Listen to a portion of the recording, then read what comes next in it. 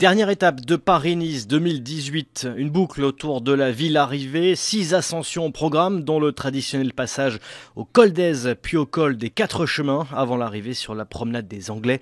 Étape très courte donc nerveuse à prévoir, 110 km. La course au soleil qui n'emporte que le nom ce dimanche puisque la pluie et le vent étaient au rendez-vous. Avec 7 coureurs en 37 secondes en tête du général, c'est la victoire finale qui se jouait sur les pentes de l'arrière-pays niçois.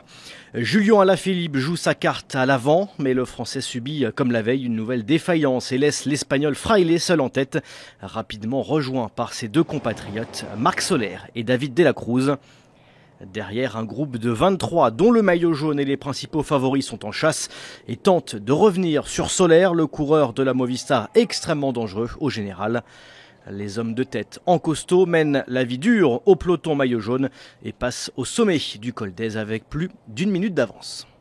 Dans la dernière ascension, le col des 4 chemins, une coalition menée par les frères Izagirre et Tim Wellens s'organise pour lâcher le maillot jaune Simon Yates.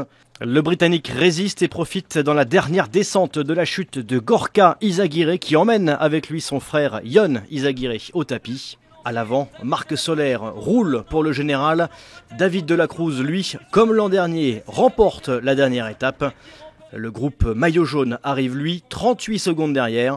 Trop tard pour Simon Yates qui perd Paris-Nice pour 4 secondes au détriment de Marc Soler.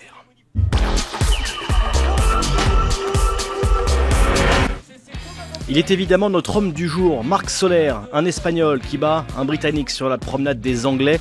6e du général à 37 secondes au départ de la dernière étape. Le vainqueur du Tour de l'Avenir en 2015 a pris ses distances à plus de 40 km de l'arrivée. Effort payant qui lui permet à 24 ans de remporter la première course par étape de sa carrière chez les professionnels.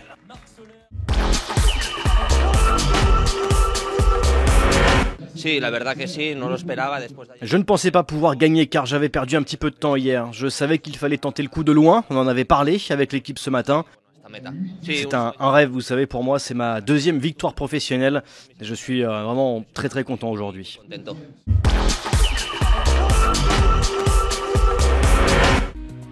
Nouvelle victoire pour David de la Cruz en habitué sur cette dernière arrivée à Nice, déjà vainqueur l'année dernière.